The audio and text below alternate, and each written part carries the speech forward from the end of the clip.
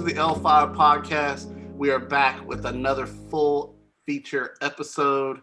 And tonight's feature is the new movie on Netflix called Woman in the Window, aka Rear Window Remake. I think there is somebody in my house. Don't go looking into other people's houses. You won't like what you see.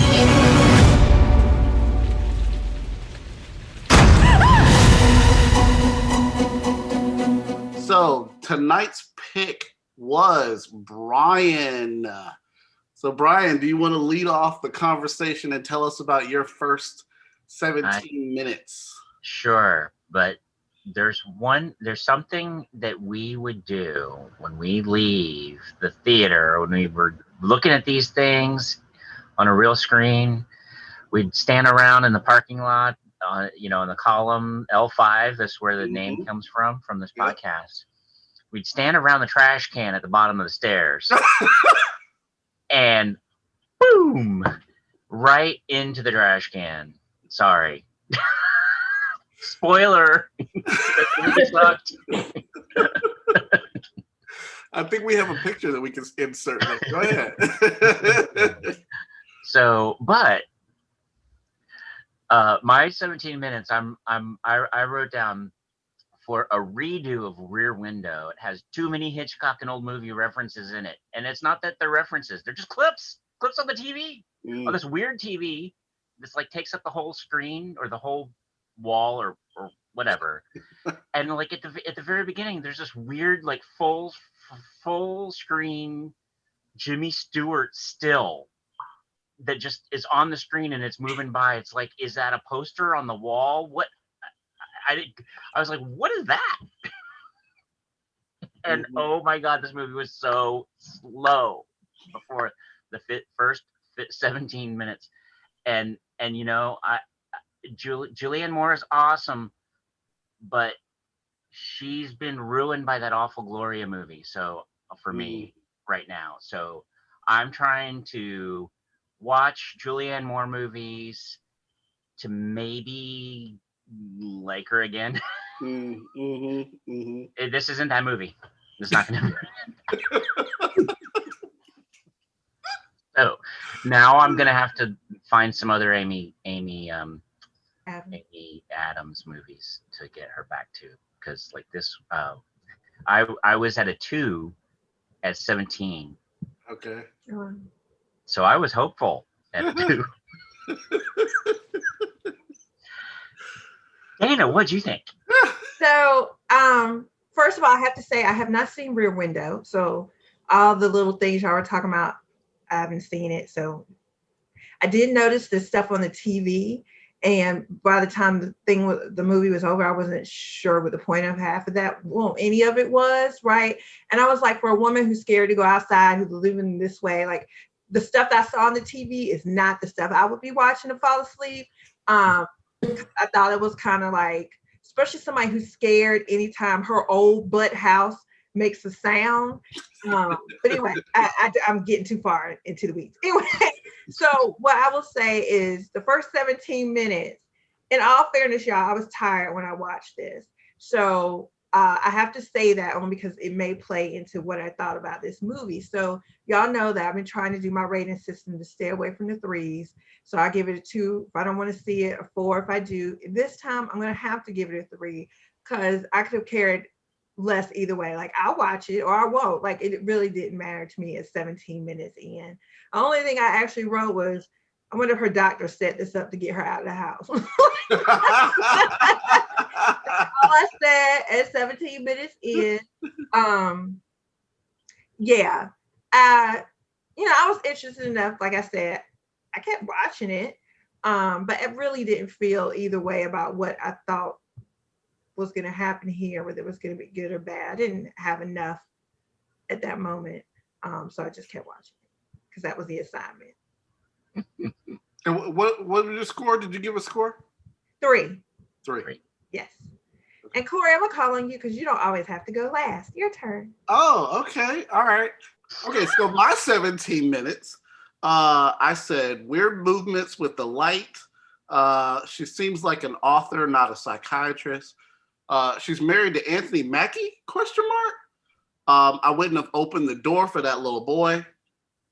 And I'm interested enough so far, though, to keep watching. So the stuff that was happening in the first 17 minutes, I thought was suspenseful enough, or the character was there enough for me to continue to watch it. There wasn't anything that was deterring me a different way. I like Amy Adams.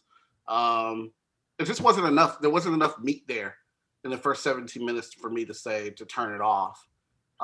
There wasn't enough also for me to go, this is a great movie either, compared especially to the last movie we saw or previous movies we've seen.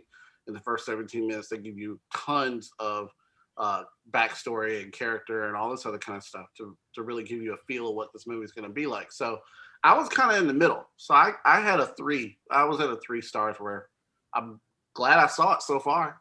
It wasn't bothering me. Stacey, Jeremy? Go ahead, Jeremy. Okay, cool. Yeah, I put, first of all, I came a little bit late. Sorry, team, but I did watch it and I was like, man, this, like Brian said, I was walking towards the trash can, just dribbling that. I was like, even in the 17 minutes, I have a pretty ideal like viewpoint of where I think the movie's gonna go. So my score is 2 and it's pretty low. And I'll obviously talk about my notes. So I put Hitchcock vibes from the editing, from the clips, from the just way that I just got Hitchcock through the first 17, particularly the last couple 7 minutes when it started to get a little bit deep, but it was just sort of this like thriller, and you could tell it was wanting to be deeper than it actually was. And I was like, okay, so I see where we're going, but I felt like the description I read was like drama, psychological, and I got a little bit of that, but I also didn't get much at all. So it's sort of a weird, like, kind of dichotomy between, like, I put in my second bullet point, I put his lack of convictions. Like, I was not convicted to feel her. Like, it was just more so, and I work in psychology, so I have a high expectation for folks who do the work we do. And I'm just like, girl, I don't believe you. Like, like Dana was saying, like, I was like, girl, you don't want to step out the house. Like, what's wrong with you? Like, if you're gonna, I get she's helping kids, but I was like, at the same time, you gotta like do your own work. So I wasn't convicted by her story and I didn't believe her or whatever. I did put I'm reading from my notes, so I did put, I wanted to see more of the characters. I want to know more of the guy who just came in and busted. I was like, okay, so he just gonna come in the house and she gonna let him in. And I was like, I don't think black people gonna let you in like that. But anyway, he came in and all that, and I was intrigued. But his character, the Steve character, I believe, I was intrigued more by him than the main character. So I gave it a 2. I was not impressed, but I was also open to seeing what the rest of the film was going to get me. But I looked at this movie as again, the title says psychological. So when you look under that category, I expect a certain type of movie. I work in mental health psychology counseling, so I have a already predetermined expectation. So being that that's kind of where I was at the movie, I was not as impressed. So 2. Now I defer to Stacey. Okay. Confession. When Brian said he's doing, we're going to do this movie, we're going to watch this movie, I had already seen it. So as soon as he said, I was like, and, You said no. And I was thinking, well, maybe I need to see it a second time. Maybe I'll appreciate it more. And I couldn't finish it. Like, y'all, after 17 minutes, I did that. And then y'all heard nothing from me. It's because I had walked away and started getting ready for bed. I can't watch it. Stacey, is this your first L-5 walkout? That was my first walkout. Okay. It was, the first, when I saw that when we were doing the 17, that's why I asked, are we doing 17 minutes? Because I wanted to make sure. I wanted to get that, You want to keep up the facade. If I was seeing it for the first 17 minutes. So if I go by the first 17 minutes, I would kind of go more toward a 2.5, 3, just because I was like, I want to see what's going on. Right. But being that I knew what was going on, that was not my overall score. But initially, I was like, okay. First time I saw, I was like, I would have thought this would have been right up my alley because I like psychological kind of thrill. I mean, you saw like identity and stuff and weird kind of stuff like that.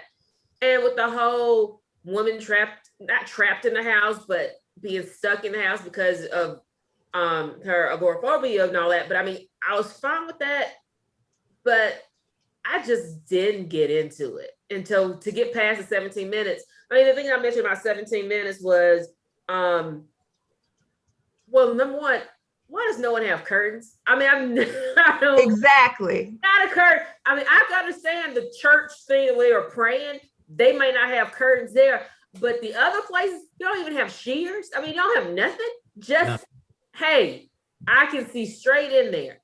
And I'm like, I don't understand. This is so that was the thing. And about the kid coming over. And she just, people say, oh, you let the kid, like that wasn't a kid, that was a whole adult, just about. He was not a child. This is not an 8-year-old coming to the door. He's a teen. And we learn later some more things about him. But I mean, just the fact that you just, I came from next door. Did I see you come from next door? Or you just said it? This is not the country. This is not, how many people next door across the street or whatever. He can come from anywhere. So I came from next door. And she just opened and let him right in. And I'm not a film person like y'all. But I mean, everything looked, was dark and dreary. And that was the whole point of it. But her look, she looked so colorless. And maybe that was what they were trying to do too. But she looked like this wall behind me. She was just that. It was one solid color. Hair, everything blended together. I mean, I guess that was a motif to kind of look like she's almost a ghost or a shell or something or whatever. But I gotta tell you, I couldn't finish it again. I mean, even with the other stuff that we've seen, like the Army of the Dead, the Mitchell Save Manhattan or whatever that was called, all those, I would watch them like if we watched them we watched them, Wednesday night and then Thursday we do, at lunchtime, since I work from home, I'll put them on and see certain parts of it again just to refresh my memory. I couldn't make it the second time watching y'all with y'all on Discord. I was like, no, I'm gonna get ready for bed. I did my 17 minutes and I've seen it already. I don't need to see it again.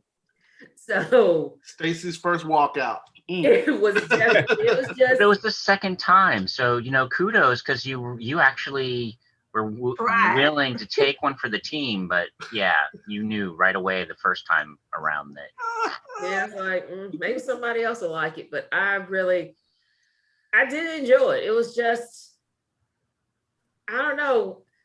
It's like we have everything you want, or not everything you want, but you would think that the plot of, if that's something you enjoy, you think you'll be a home run, and it's like, yeah, what happened? So what's missing? So what happened? What happened with this movie? What was so wrong about it? So let's go and get into spoilers. Okay, spoilers. Yes, spoil the whole thing. And we're gonna just talk about this whole movie. Warning, warning, warning, warning. And we're gonna talk about it so that you don't have to watch it. So people listening to this don't have to bother. Yeah. You shouldn't. Don't worry about it. You really shouldn't. Okay, so I mean, to me, I just lost disinterest. Like I lost disinterest in the characters. I lost interest in the plot of actually what's happening. This is what I wrote when I was going through. I said, I don't like this movie. Is this based on a play? Only because of how it's staged. I said there were too many things that I've seen before in other psychological thrillers. Voiceover overload. So there was so many times when they just took the dialogue and just used her just sitting there like thinking about certain things or, just really emotional, and they just used voiceover all over the place. That bothered me. The setting takes place in one location. The main actor doesn't want to leave the house. She says, I have agoraphobia. She says, I don't have agoraphobia. I just don't want to leave the house. Is that the definition of agoraphobia or not? everything's in her head, changing actors to play real characters, jump scares, terrible editing. That's what bothered me the most. Whoever the editor was in this graduated straight from film school and just was like, this is how you're supposed to edit. You're supposed to show every single step of how things are done and take really long takes. Horrible. And then I talked about Anthony Mackie or whatever, blah, blah, blah. But it was just disinteresting to me. Like, I just didn't care about anybody or anything that was going on in this film. It was just boring. And so for me, I felt the same way. I think the character and her whole agoraphobia and not wanting to go out is she kind of set the tone on the movie. The way she was just sitting around, drinking wine. That's how I felt watching the movie. I was like, I wasn't trustful of her, so I didn't care anything about what was going on, and then, and Stacey alluded to this. There were so many little things that happened that didn't make any sense. And maybe it's a cultural thing. Like, people in my culture, we use Curtis. We don't let people just up in our house and don't know who they are. Yeah, and this is a horrible story, but I remember one time I had relatives who showed up at my house without calling. I never let them in the house. I talked to them through the door because everybody knows I have this thing. If you don't let me know you're coming, I can't let you, I'm not gonna let you in the house. And is that like the little kid looked like he was in distress? I would have told him to put it on the ground. And even then I would have been scared to open it. It's like, so just seeing those little things, I was already like, this is the whole convenience we've talked about before. Mm-hmm. These little things, like, now I will say, and Stacey, I was gonna ask you this, if you've ever driven like through the Buckhead area at some of those big old houses, they never have curtains in them. They want you to see everything they own from the street with a lamp on at night in case it's too dark, so you can see all up in there. And I've never, to me, I've always felt like those people are purposely showing off. I don't know what they're doing. Because have you ever been inside of something at night with the light on? It's kind of weird. I don't like that with the window open. So anyway, I couldn't relate to the character, bottom line. I wasn't interested. She just seemed like I didn't. And then I also felt like the movie itself was trying to make it more than what it was. Mm-hmm. So giving me these little hints of the snow, which I told Corey I thought was somebody shoveling snow. The stuff on the TV that to me never made any sense. It was like it was trying to make itself important, but it was trying too hard to the point I didn't care, and then there was stuff like towards the end again, there were just a lot of things that I don't know, to me it was unbelievable. And just it was, and even from her just taking pictures or looking at the people across the street. Like, I'm a photographer. There's no way in the hell that camera and the lens that she was using, you'd be able to see them people that close. So even little things like that was bothering me. Because I'm like, in Rear Window, he has this giant telephoto lens. I'm like, she's just using this smaller lens. She gonna be able to see them people across the street? No, I don't think so. And the crazy thing to me is that the only scene that I cared about, that I liked, I should say, and just from a cinematography standpoint, was the crash. Like, I just liked the way that scene played out, and I liked the shot of where she's looking in that room, and they basically put the crash scene inside of that room with the snow and everything. Mm-hmm. I thought that was really well composed. But other than that, there was nothing there that was keeping me in this. Well, that's where artistry of filmmaking comes in, and that's where they exercised some talent. Yes. Now, leading up to that, when we're trying to build up the setting the scene and showing all of the movie, she's a movie buff. Oh, you've got a big movie collection. Mm-hmm. You watch a lot of movies. The movie is going to show you clips of all of these movies that she's being influenced by, and they're trying to build up tension and suspense and all of this stuff, but they're stealing it from these other movies. They're not creating it themselves. And Dana, you said that you didn't trust her, and that immediately makes her an untrustworthy character, not the untrustworthy narrator. So it's like, of course, none of this is the way that it seems. It's like, it's not a surprise. I mean, I'm not surprised. It's like, there's nothing shocking about this.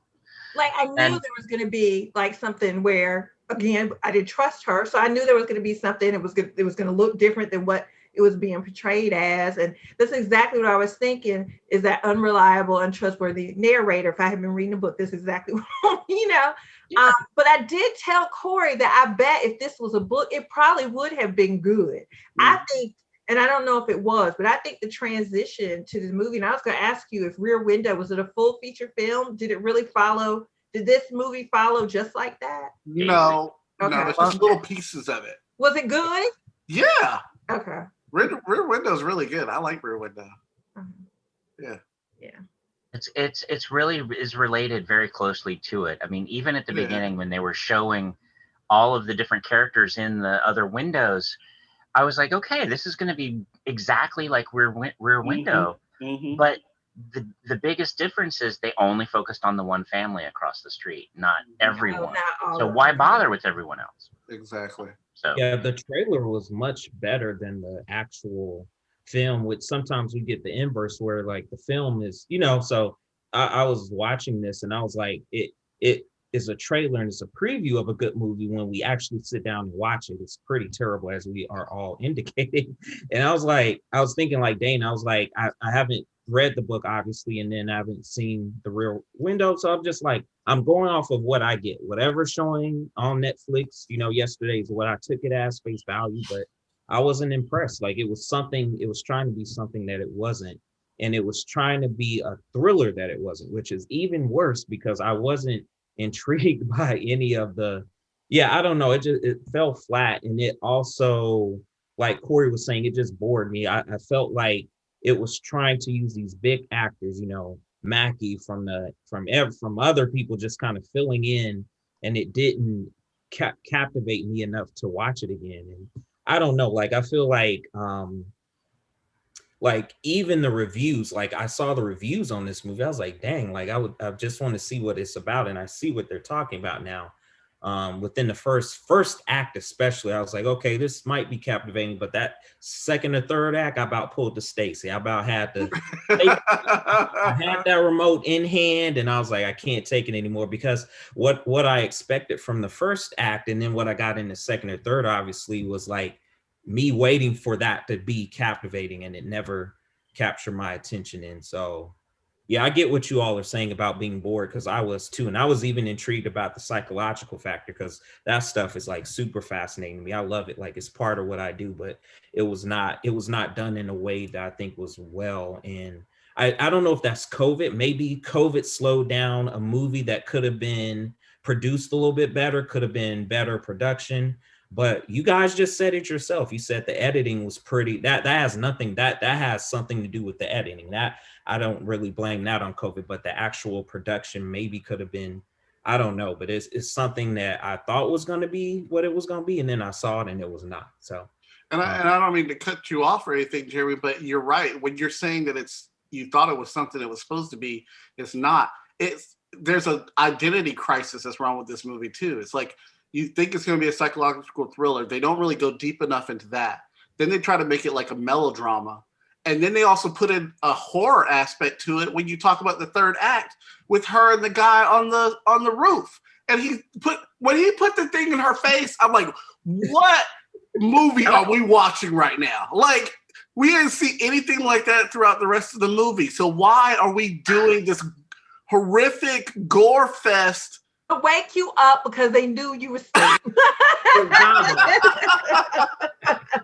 It woke me up. There's no doubt about it. But it's like, why do that at this point when you don't have this throughout the rest of the movie, and there's not enough interest to even have kept me to that point? Like, I could have turned this off before then. I think it would have been more interesting, that rainstorm at the end, if the whole roof caved in because it was holding so much water. I mean, whose roof that holds that much water? That would be so random. It was random enough as it was.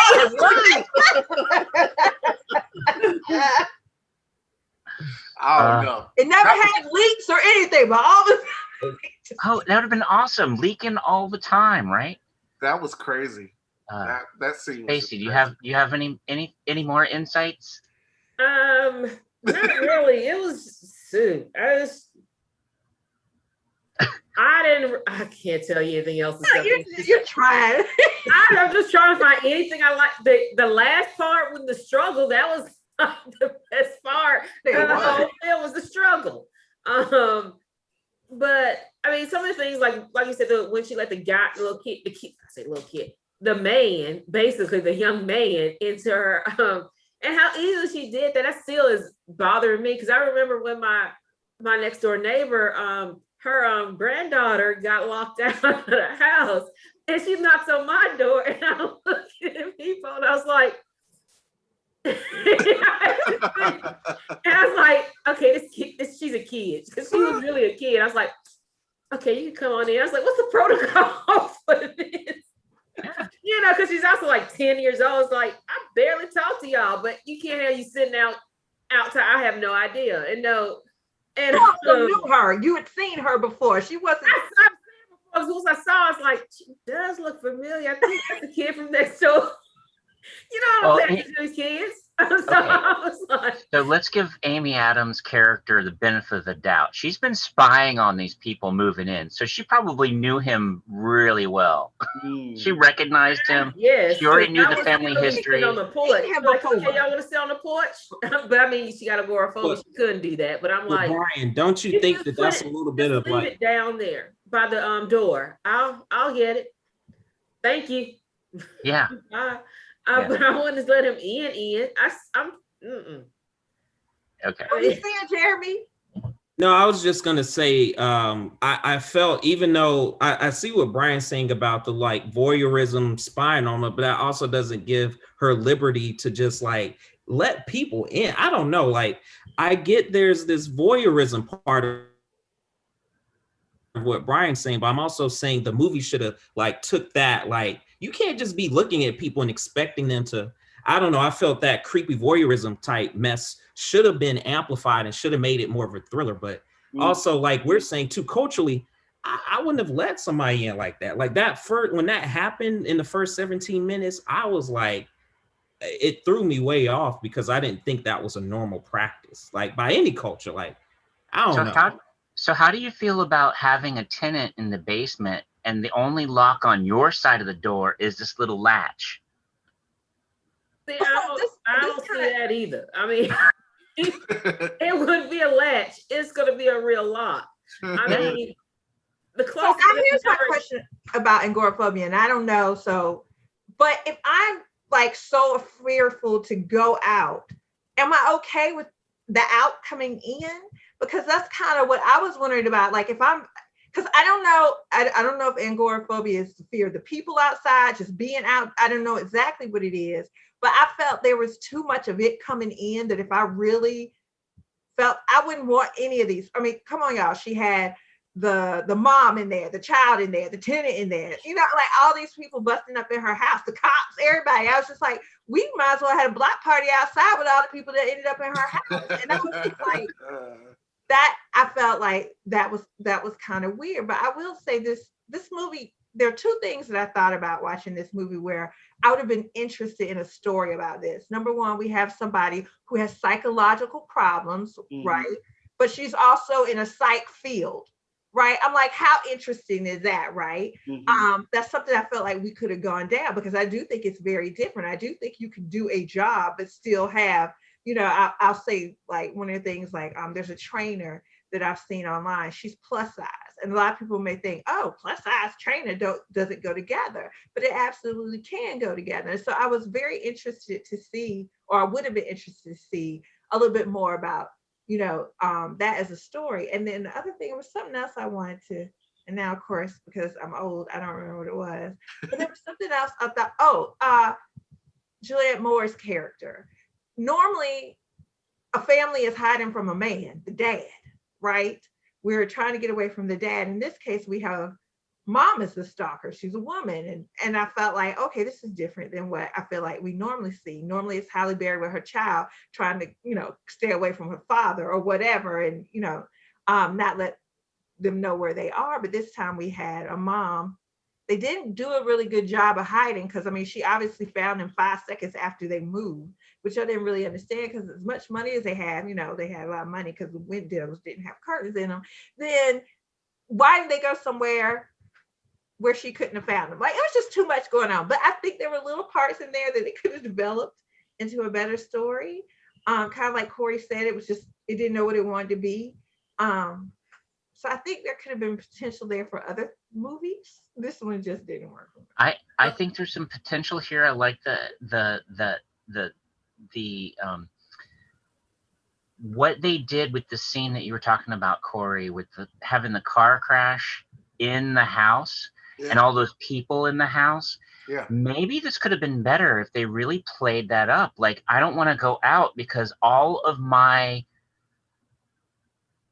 the things that are bothering me, all of the scenes that play over and over in my head, they're not just in my head, they're all around me. If she was interacting with her flashbacks and memories of talking to her husband on the phone as if he was visiting her and in the house, and all of these things were coming in all of the time, to where you didn't know that some were flashbacks, some were not there, some were memories. And then that way you, as the viewer, are just as confused as she is, because you've got real people coming into the house, and then you've got the people that you thought were real that weren't ultimately real, or you're being told they weren't real. And then you're having these other memories. And that, I think that might have been a little bit more interesting. Yeah. But that wasn't this movie. That would have been cool, Brian, and that would have took some very intentional editing to blend both of those realities. Even though obviously one might not be a reality, you could argue that the movie could have played out to be, wow, we all sitting here at the end thinking, what was the real, actual lived experience versus a premonition or something? I don't know. Yeah. That would have been way more intriguing than this sort of dry plot that didn't really end up going anywhere. I think that was one of the main problems I had, is not the casting, not the sort of like environment, but the actual writing of the story and the narrative wasn't captivating for, it seems like, any of us. So I don't think, I'm just thinking about that, I think we all didn't find it intriguing.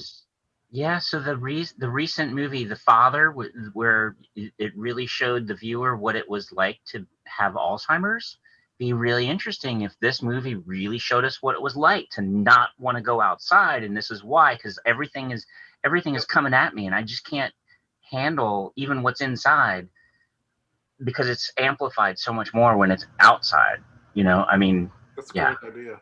That's a great idea. So there's one thing I wanted to point out, and then I'll give my rating. Corey talked about it earlier, because this is something we talked about, was it was very play-like in the way that it was done. Even that car scene, I could see where they spotlight the car area, stage left, or center stage left, or whatever, and kind of show you that. But one of the things that really just brought home this was a play was when towards the end she's walking down the stairs.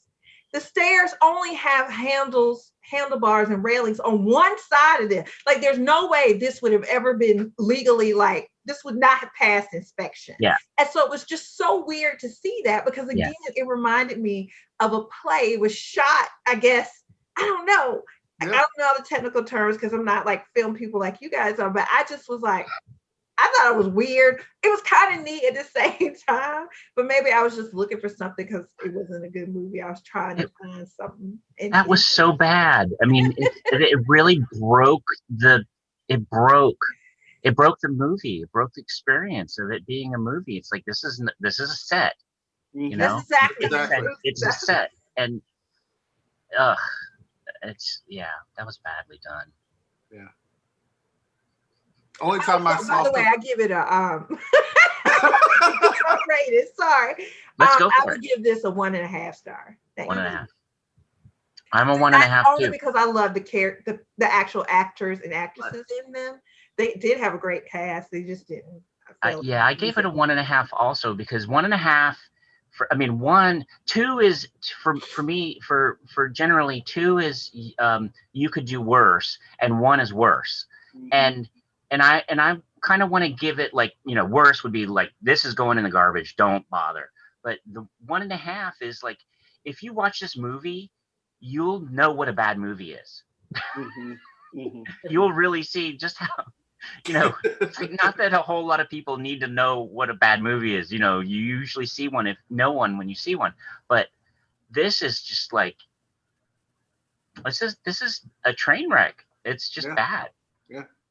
Bad, but I think, Brad, it's bad in a more what's that word I'm looking for when you're telling constructive kind of, I don't know, like there's bad, like so bad, cheesy, like, oh my gosh, the first 5 minutes I'm walking out. Yeah. This shows you just how you can have maybe a good concept kind of, you can have some of the some good actors in here, but a movie can still be bad, and maybe not in a punch you in the face bad, but bad. Kind of thing. So let's go around.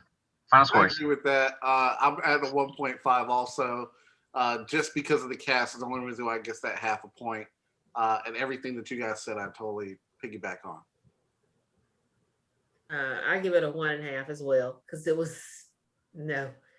But I do have to admit, the actors and actresses, those people in it, potential for great. I mean, it was really potential there.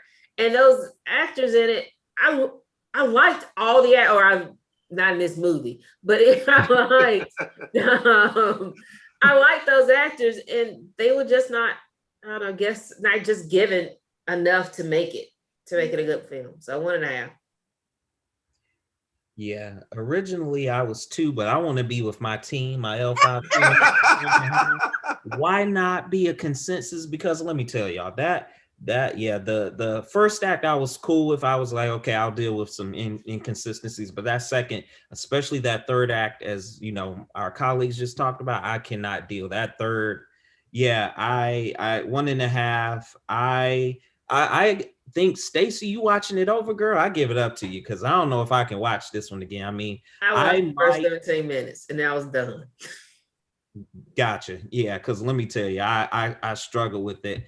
And I think it has potential, like you all are saying, like if the actors are there, just if we take the storyline, we take some actual time to flush through the story to make it captivating. If you're going to title a movie in a certain category and theme, you have to me, I mean, I'm not in the film industry, but to me, if you put it in that category, you have to fall through. You have to put elements of that to make a film captivating, no matter what your audience is, right? Like it can be us, it can be other groups of people, it can be, so, and was it rated R? What was the rate? That's the thing too. I don't know.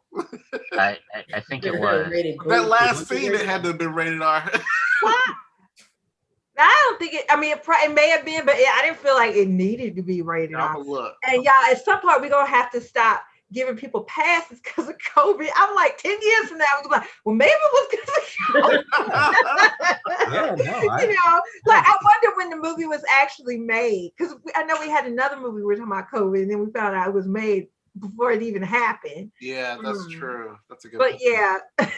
This one, Dana, just seemed like it wanted to be something. Like it almost, you know what I'm saying? I know the other movies also, we're tired of we're tired of giving that COVID excuse, but to me, it just felt so incomplete. I just thought about like, what is going on here? Like I would love, even though I don't watch the director's cut, I would love to hear what the directors actually thought was going to be the message sent across, because I didn't get it. Like I was like not into it, but I see what they were trying to do, but also like, I don't want to compare it to other thrillers too. Like I want it to be its own movie, but I couldn't take it because it wasn't, I don't know. I don't even know what I would compare it to.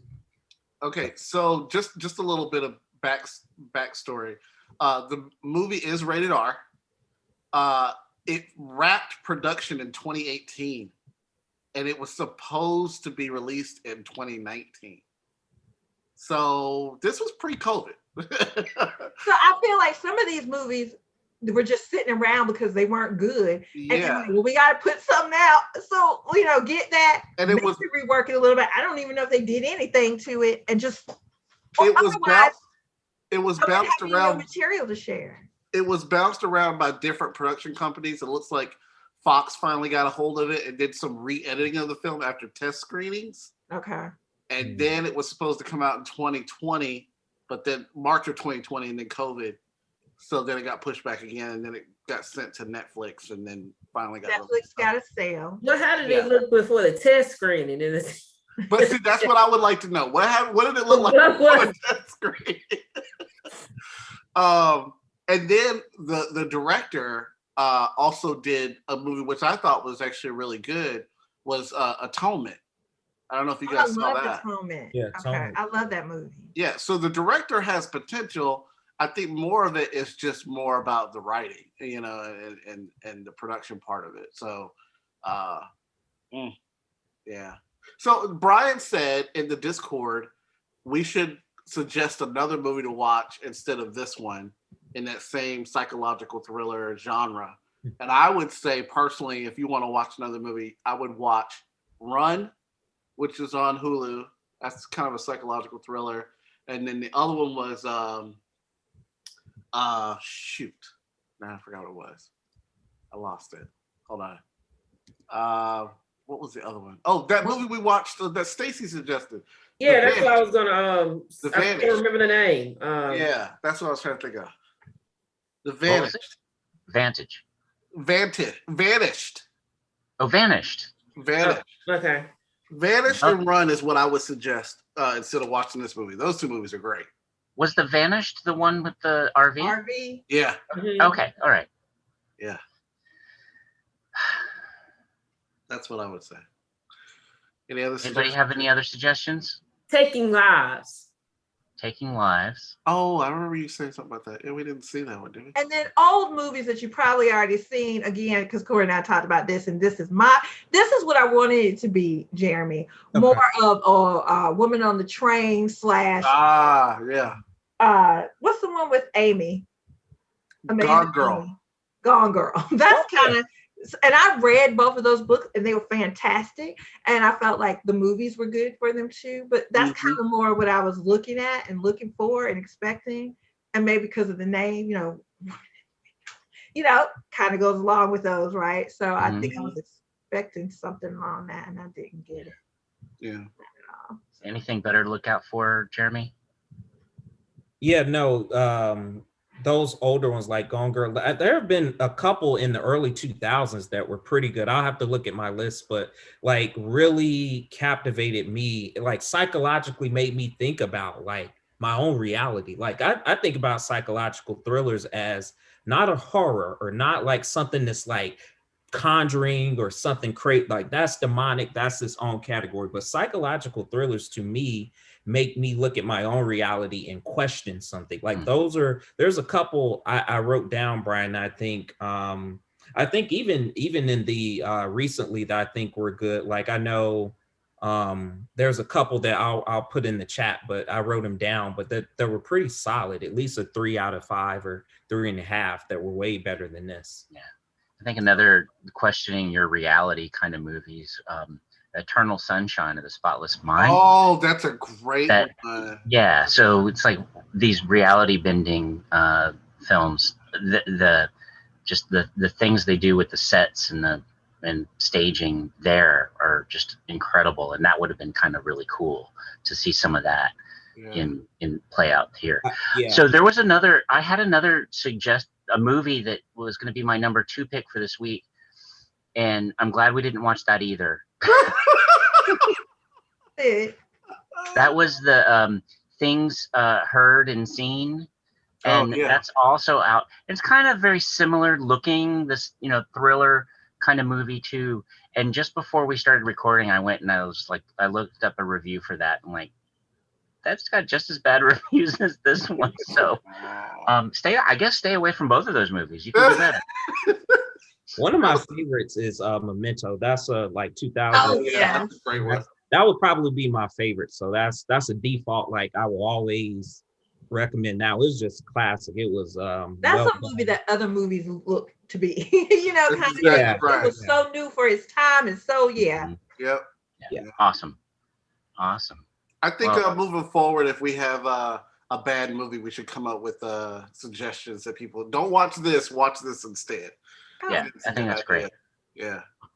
All right. Well, that was our review of Woman in the Window. Unless anyone has any other final comments, thoughts, anything? No? All right. So that was our review. If you saw Woman in the Window and you give it a 1.5, please give this a thumbs up. No, write down in the comments below if you saw Woman in the Window. Let us know what you thought. Right now, it's not sitting too well on Rotten Tomatoes. I think it's like 25% on both audience and critics. Oh, wow. So there probably isn't a lot of people who gave it higher than what we did. But let us know in the comments below what you thought of this movie. And we will see you guys next time. Bye.